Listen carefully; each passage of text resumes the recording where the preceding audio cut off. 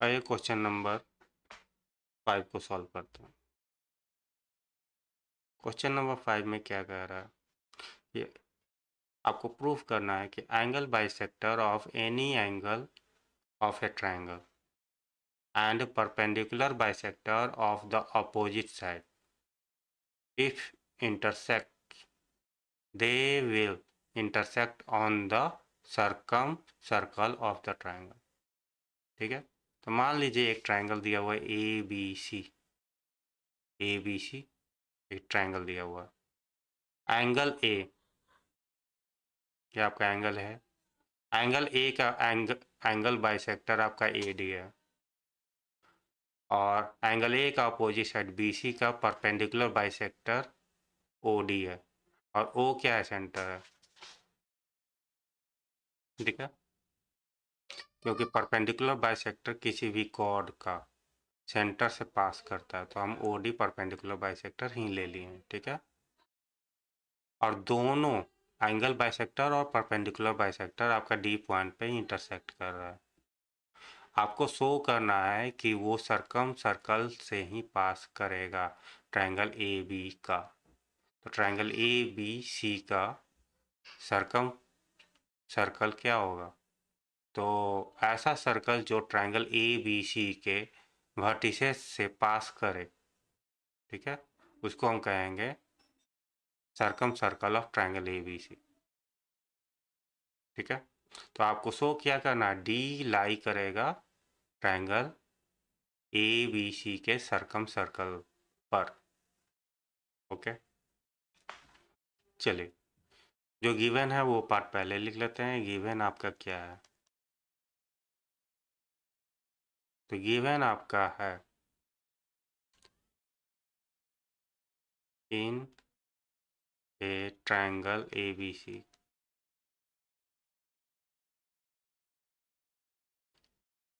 A D bisects angle A and O D is perpendicular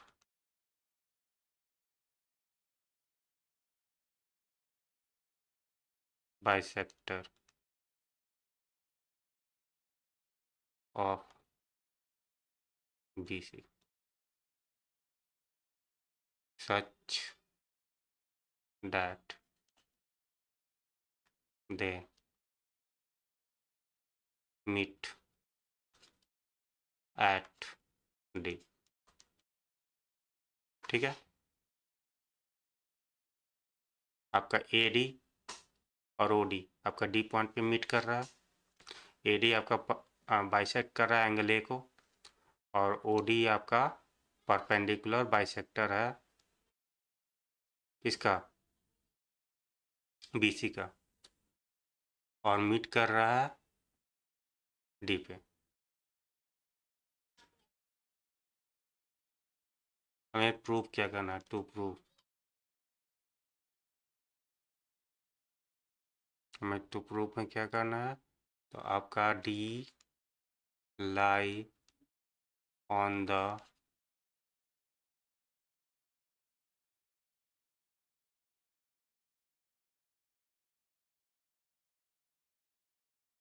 of triangle A B C.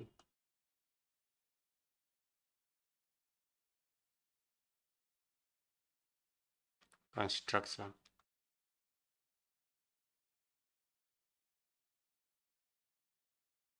join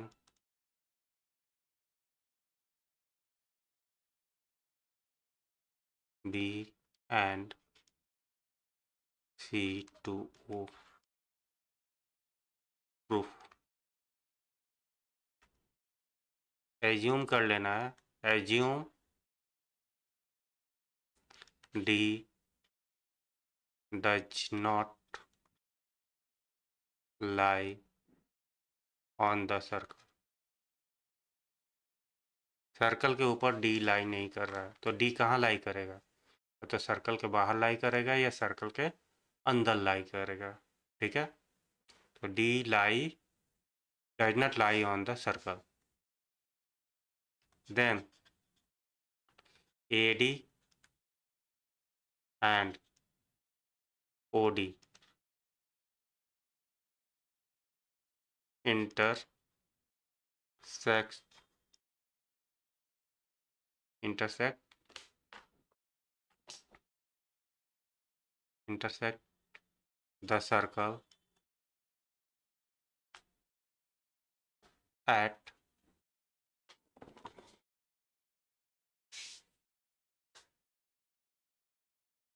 F and E respectively. Okay, ये हमारा assumption का काम complete हुआ।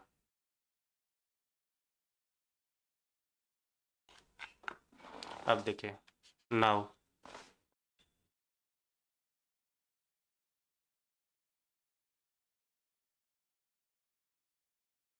Now BC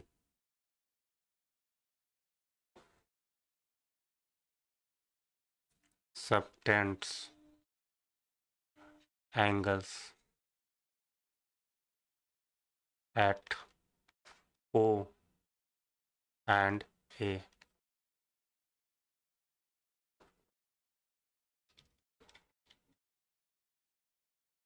यानी BC subtend कर रहा है एंगल्स सेंटर पे और remaining parts of the circle पे एक पॉइंट है A उसके ऊपर। ठीक है, तो इससे हमें क्या मिलेगा? So angle BOC equal to angle 2 times angle BAC। इसको 1 नंबर मान लेंगे। ठीक है, कोई दिक्कत? अब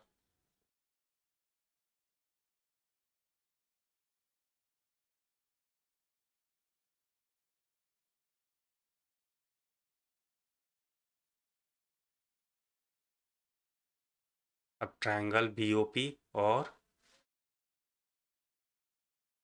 COP को देखिए। Now triangle BOP congruent to triangle COP Y। इससे हमें क्या मिलेगा? Angle BOP equal to angle COP। अच्छा, ये बताइए क्यों होगा ट्रायंगल BOP और ट्रायंगल COP कॉन्ग्रुएंट क्यों होगा? तो देखिए, BP इक्वल टू CP है, OP कॉमन हो जाएगा और BO इक्वल टू CO होगा इक्वल टू रेडियाई। तो बाई SSS कॉन्ग्रुएंसी आपका क्या हो जाएगा? तीनों, ये दोनों ट्रायंगल कॉन्ग्रुएंट हो जाएगा। तो इससे एंगल BOP और एंगल COP आपस में क्या होगा? इक्वल होगा। ठीक है,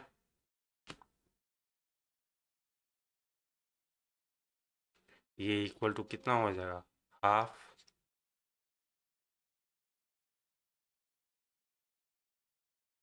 एंगल BOC। ठीक है,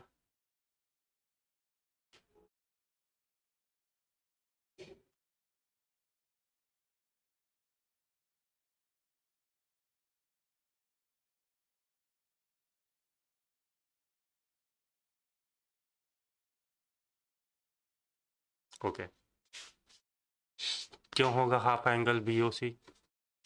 तो देखिए, BOC को ही दो इक्वल पार्ट्स में बांटा जा रहा है। एक एंगल BOP हो रहा है, दूसरा एंगल COP हो रहा है। तो ये दोनों एंगल इक्वल हो गया, तो टोटल का हाफ होगा।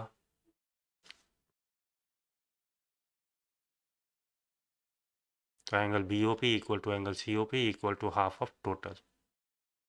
ठीक है, यानी angle COP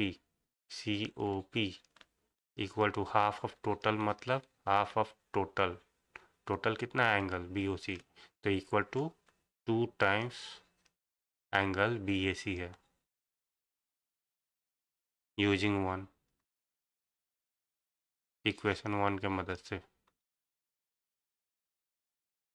angle C O P, angle C O P, अब देखिए एंगल सी ओ पी को क्या लिख सकते हैं, सी ओ पी, और ओ पी आर्म पे ही आगे ई है, तो एंगल लिख सकते हैं ना, एंगल सी ओ ई, सी ओ पी को क्या लिख सकते हैं, angle C O E equal to, और ये कितना हो जाएगा, एंगल बी ए सी।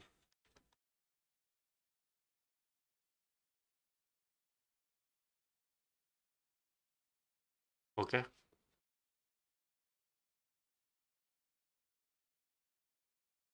अब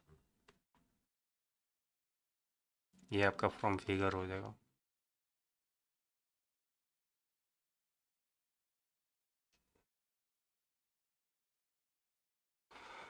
अब C O E, angle C O E equal to, अब B A C, B A C, B A C क्या है, तो 2 times angle C A F, reason A F bisects angle B A C, ठीक है। Angle B A सी को A F क्या कर रहा है, बाइसेक्ट कर रहा है, ठीक है।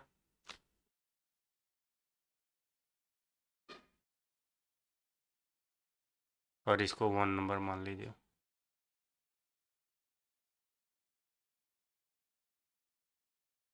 नाउ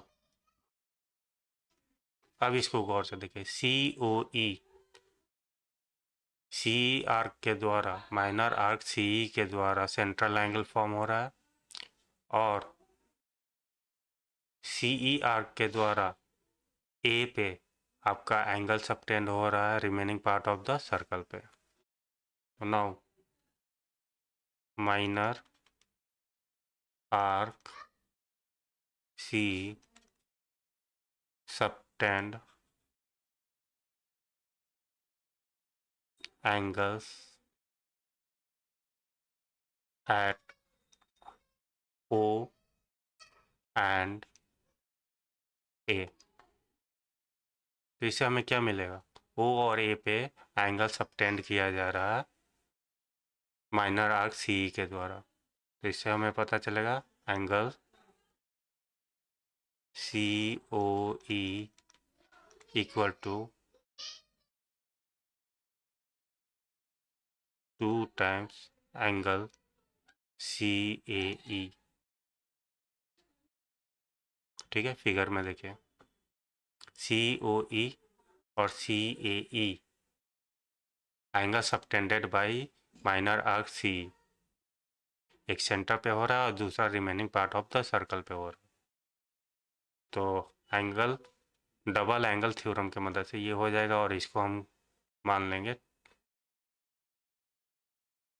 इसको 2 नंबर और इसको 3 नंबर मान लेंगे। अब फ्रॉम 2 एंड 3, 2 और 3 में से देखिए, इक्वेशन 2 में क्या है, एलएचएस में एंगल सीओई है और आरएचएस में कुछ है, वैसे ही एंगल यो इक्वेशन 3 में क्या है, एंगल सीओई है एलएचएस में, और आरएचएस में 2 टाइम्स एंगल सीएई है, तो एलएचएस सेम है तो आरएचएस भी क्या होना चाहिए, सेम होना चाहिए, तो 2 times angle C A F equal to 2 times angle C A E, ये कैंसिल आउट हो जाएगा 2। अब देखिए सी ए एफ और सी ए ई आपस में इक्वल है,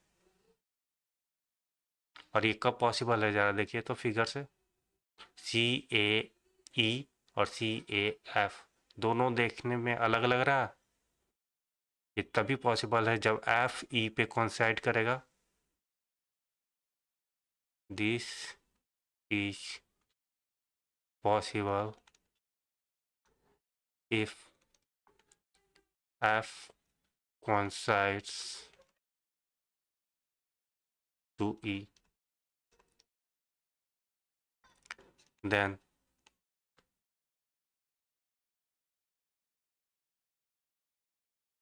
two distinct lines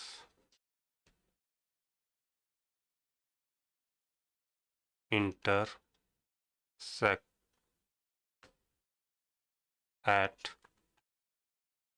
two points E and D। ठीक है, ये आपका पॉसिबल कब है? जब F आपका E पे कोइंसाइड करेगा, देन आपका एंगल बाइसेक्टर और परपेंडिकुलर बाइसेक्टर E पे क्या होगा? इंटरसेक्ट करेगा। अगर F और E आपस में मिल जाएगा, इसका मतलब एंगल बाइसेक्टर और परपेंडिकुलर बाइसेक्टर E पॉइंट पे इंटरसेक्ट कर रहा है। और पहले से गिवन है कि आपका ये दोनों एंगल बाइसेक्टर और परपेंडिकुलर बाइसेक्टर D पॉइंट पे इंटरसेक्ट कर रहा है, ये पहले से गिवन है।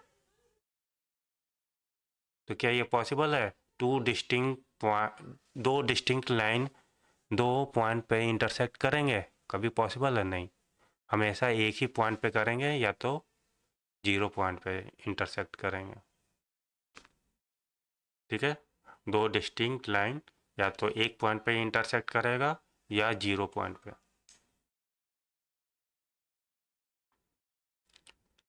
This is impossible.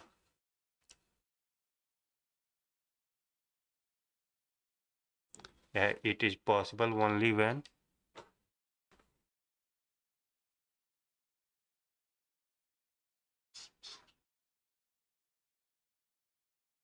this is possible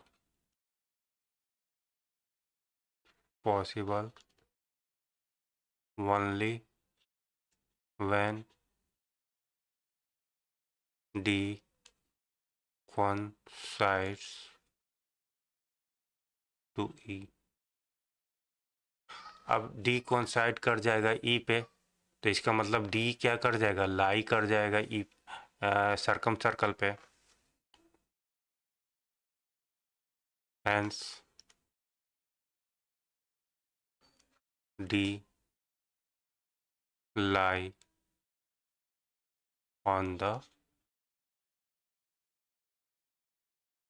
circle।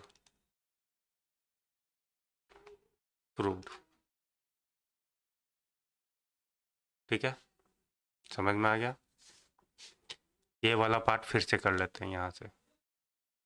CAF और CAE, CAF और CAE, ये दो एंगल इक्वल कब होंगे? जब F क्या करेगा? कोइंसाइड करेगा E पे। जब F कोइंसाइड करेगा E पे, तो आपका एंगल बाइसेक्टर और परपेंडिकुलर बाइसेक्टर E पॉइंट पे इंटरसेक्ट करेगा। और E पॉइंट पे जब इंटरसेक्ट करेगा और पहले से D पॉइंट पे इंटरसेक्ट कर रहा है, तो इसका मतलब टू डिस्टिंक्ट लाइन, दो अलग, डिस्टिंक्ट का मतलब होता है दो अलग अलग लाइंस इंटरसेक्ट कर रहा है टू पॉइंट्स पे, E और D पे। और ये पॉसिबल कब है? जब आपका D कोइंसाइड करेगा E पे, तभी है। ठीक है, और जब D कोइंसाइड करेगा E पे, तो आपका D लाई करेगा सर्कल पे, और हैंस यही प्रूव्ड हो जाएगा। चलिए, ओके, अब नेक्स्ट क्वेश्चन नेक्स्ट पार्ट में। Thank you.